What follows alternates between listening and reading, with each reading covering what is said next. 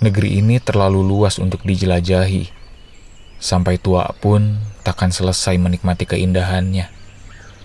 Syahdan, segala sesuatu harus dimulai, termasuk petualangan. Gunung dan laut menunggu untuk dikunjungi. Masyarakat pelosok menunggu untuk berbagi pengalaman. Pada akhirnya, dimanapun kita berada, negeri ini adalah rumah.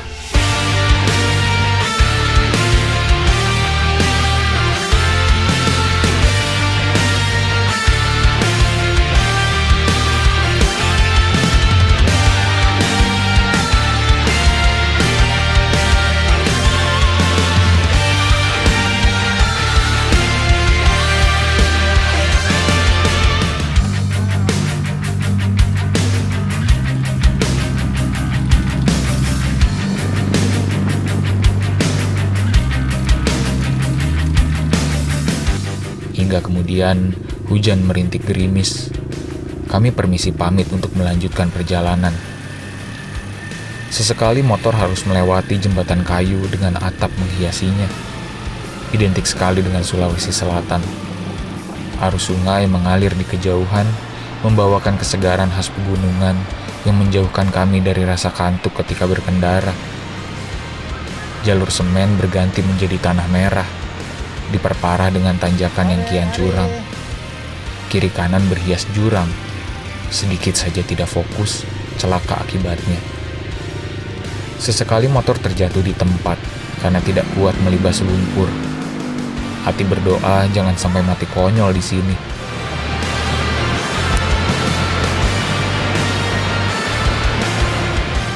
Selain pemandangan, tampak juga sapi yang nongkrong cantik di kanan dan kiri jalur.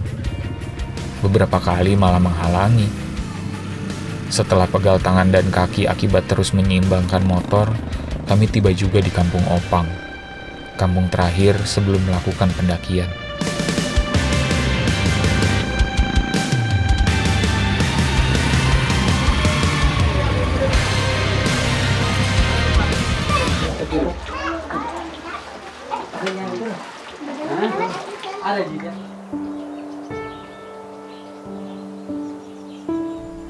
Sudah pukul 16.30 WITA saat kami menepi. Terbilang terlalu sore untuk masuk hutan. Kami dijamu di rumah warga lokal yang bernama Ambe Sudia. Ambe berarti bapak, Ambe Sudia berarti bapak Sudia. Sebetulnya Ambe Sudia jauh lebih muda dibanding saya. Tapi sebab dia ingin dipanggil Ambe Sudia, saya ikut saja.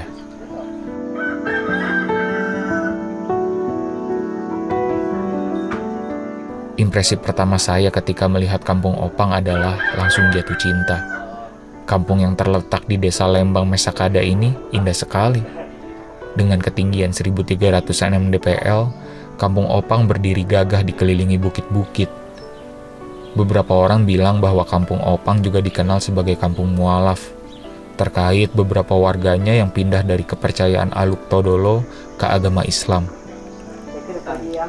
Aluk Todolo sendiri merupakan kepercayaan tradisional masyarakat Toraja. Melihat dari faktor geografis, tentu warga Opang lebih dekat dengan budaya Toraja. Kami sempat berbincang dengan beberapa pemuda yang melakukan pengabdian di Kampung Opang. Ada yang baru beberapa minggu di sini, ada juga yang sudah bertahun-tahun. Awalnya saya heran, kenapa orang tersebut betah berada di Kampung Opang sampai bertahun-tahun.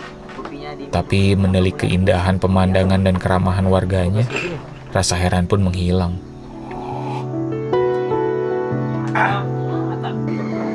Ini abang, ini saya baru 3 hari.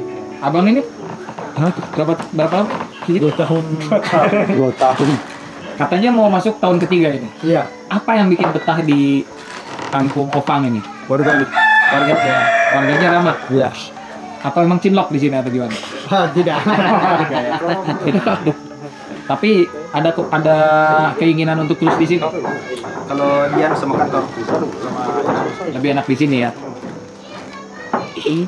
dari apa? Yang utus kan? Oh iya karena kan tugas ya. Iya. Tapi kalau begitu selain warganya ramah, apalagi kan di mana-mana banyak orang ramah. Suasananya bagus bang. Suasananya memang. Saya juga tadi baru lewat aja, bagus banget ya. Pemandangannya itu mahal banget. Tadinya ada opsi untuk jalan esok pagi saja, tapi Misbah menyarankan untuk tetap mulai hari ini. Tidak perlu sampai pos 5 seperti yang telah kami rencanakan, cukup sampai titik terdekat supaya jarak pendakian esok hari tidak terlalu jauh. Kemungkinan pos 3. Saya menyetujui idenya.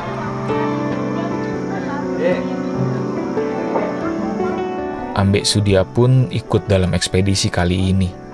Dirinya menjadi guide yang siap mengantar kami. Pukul 17.30 Wita, selepas berdoa, rombongan yang terdiri dari 6 orang mulai berjalan. Berdoa takkan pernah selesai. Seperti rantai baja, mari menguatkan satu sama lain. Jalur sunyi.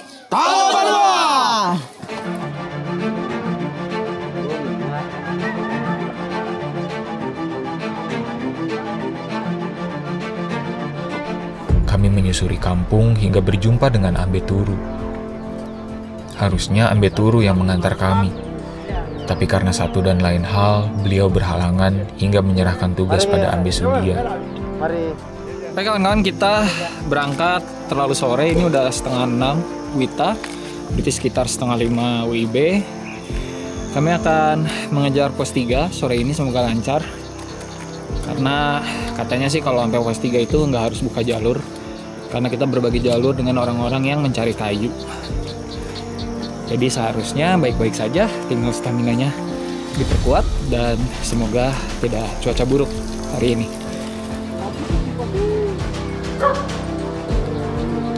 Dari kampung kami masuk ke ladang kopi. Di belakang sana senja tampak oranye. Kami terus melangkah di trek yang meskipun naik tapi tidak terasa curam. Langit makin redup membuat mata bekerja keras dalam menikmati pemandangan. Tanpa terasa, jalur dengan lanskap terbuka tertutup rimbun pohon.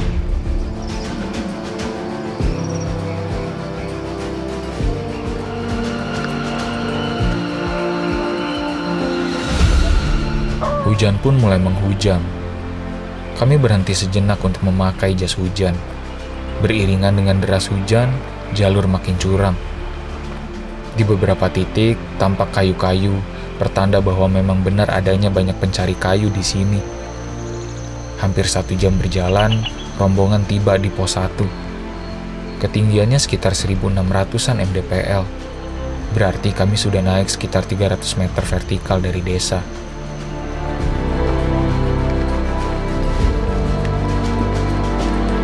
Oh ya kawan-kawan, kita udah tiba di pos 1.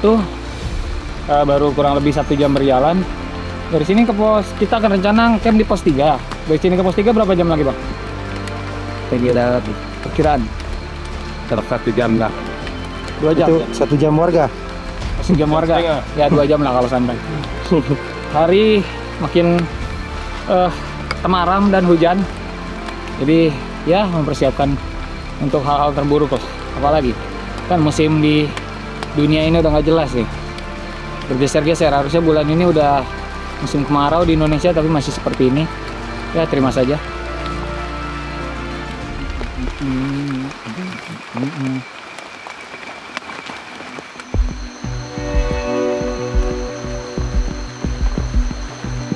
Meski terbilang cepat, jangan senang dulu.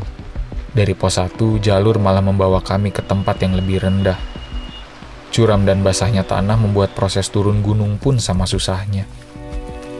Saya memikirkan nanti pulangnya. Akan sama saja seperti naik gunung. Hujan masih saja merintik, membasahi tubuh yang walau baru dipakai mendaki sebentar, sudah terasa lelah. Sepertinya rasa lelah ini berasal dari seharian mengendarai sepeda motor. Tim jalur sunyi terus menyusuri setapak hingga tiba di pos 2. Kawan-kawan, kita ada di pos 2. Tapi ini lumayan luas. Tapi kita akan ke pos 3 sepertinya malam ini ya. Langsung aja lah, nggak usah lama-lama ya. Karena hujan makin deras, dingin juga. Oh, tapi kita turun ketinggian sebentar, saya cek dulu ya. Jadi dari tadi kita dari pos 1 ke pos 2 itu kita turun terus. Turun terus. Kalau ke pos 3 naik lagi. Oleh. Landai. Iya. Kita di ketinggian 460, 200 meter turun. Dalam gelap malam dan kaki yang seolah autopilot, kepala diisi renungan. Setidaknya sampai ada perpanjangan kerjasama, Talobanua akan menjadi gunung terakhir yang dijajaki tim jalur sunyi. Total gunung yang harus didaki memang hanya 6. Kedepannya entah apa yang akan terjadi. Tapi saya bahagia, di waktu yang singkat ini, pernah membuat sebuah proyek pendakian gunung-gunung yang tidak begitu dikenal masyarakat luas. Memperkenalkan keindahan hutan rimba yang jarang dimasuki manusia. Serta berharap ke depannya, semoga saja perkenalan ini tidak menyebabkan kerusakan, melainkan mengundang para pegiat alam yang bertanggung jawab dalam proses pendakian. Saya kemudian menyadari sesuatu, puitis sekali kalau dipikir-pikir. Lampung yang menjadi pembuka ekspedisi jalur sunyi merupakan pembuka ekspedisi atap negeri. Sementara Sulawesi Selatan yang menjadi penutup ekspedisi jalur sunyi merupakan penutup ekspedisi 2013 di mana saya berkelana keliling Indonesia dan akhirnya dijadikan 2 buku, yaitu Arah Langkah dan Tapak Jejak. Semua terasa seperti lingkaran yang mempertemukan awal dan akhir dengan kesadaran bahwa sesuatu tidak pernah benar-benar berakhir selama kita mengingatnya.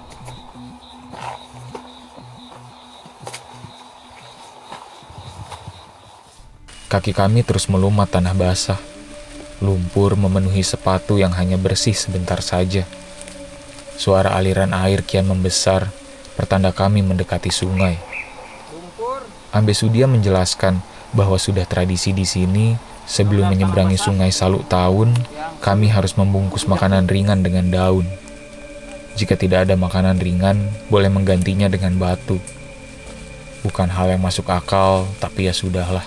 Hormati saja tanpa perlu mempercayai. Salu sungai. Iya. Taun. Apa aja? Oh, namanya Sungai Taun. Berarti kita sudah dekat area sungai, Pak ya? Ya ini. Oke. Bisa katanya akan ada ritual di sana, tapi Pak Sudia belum memberitahu apa. Nanti kita langsung saksikan.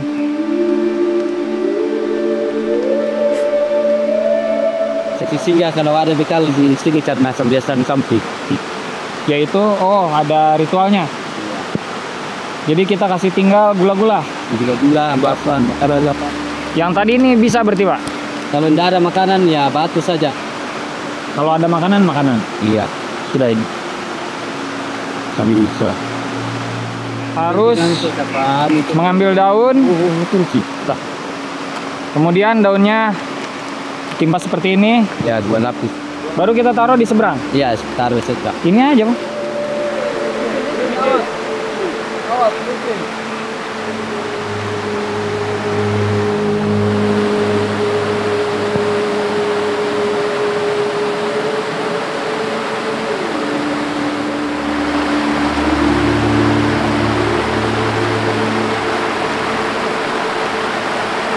Ya, bisa dilihat ini juga ada bekas masyarakat, Miss, yang tidak bawa cemilan, bawanya batu seperti kata Pak Sudia.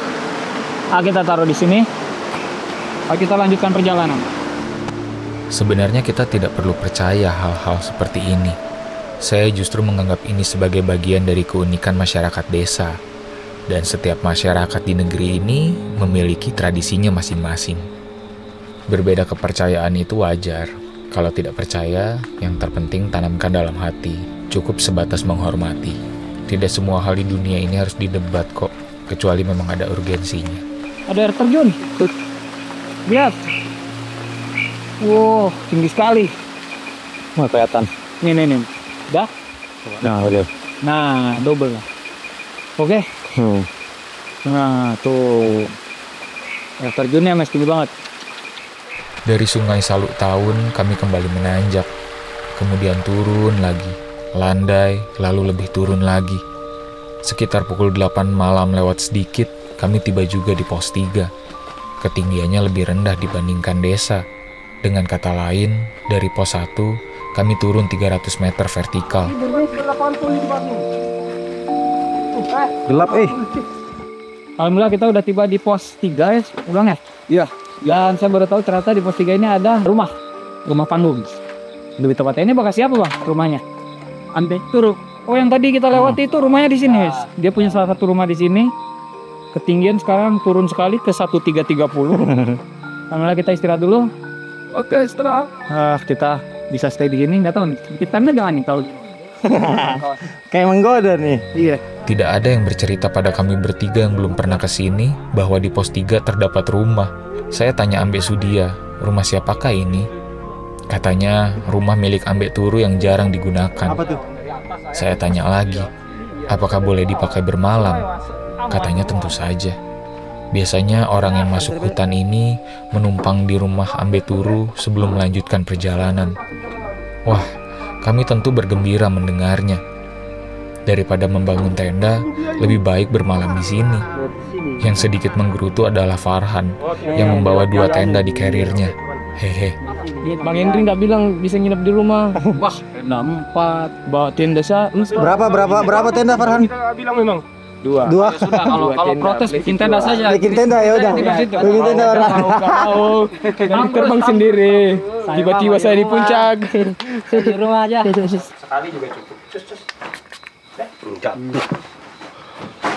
Kami pun bersih-bersih sementara Ambe Sudia menyalakan perapian.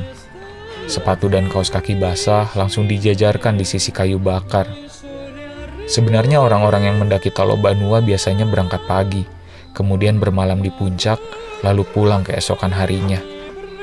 Saya dan Misbah sudah saling setuju untuk berada 3 hari di dalam hutan agar lebih banyak cerita tercipta.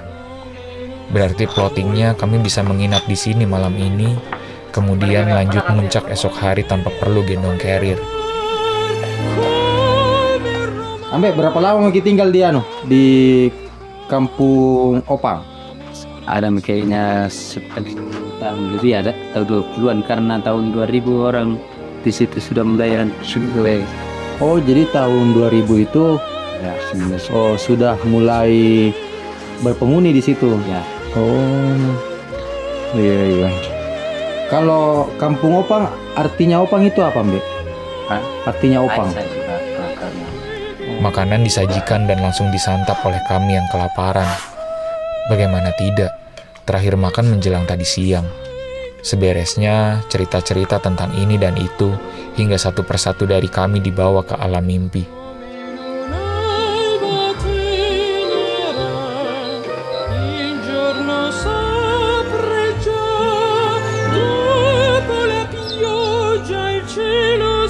Pukul 6 pagi, alarm berbunyi. Pertanda kami mesti melanjutkan perjalanan. Tapi tunggu dulu, jangan terburu-buru. Izinkan kami menikmati sang fajar yang muncul dari balik bukit. Pegunungan berjajar menyambut kami, seolah memberi salam selamat datang. Semua di sini terasa indah sekali. Saya hampir tidak percaya, gunung secantik ini tidak dikenal masyarakat luar Sulawesi Selatan. Di antara keterbatasan sinyal, saya mengirim pesan pada orang rumah, meminta mereka berdoa agar semuanya dilancarkan, sembari meyakinkan bahwa semuanya baik-baik saja. Berharap orang-orang yang tersayang mengerti kenapa saya tidak tahu caranya berhenti. Dopo la pioggia il cielo si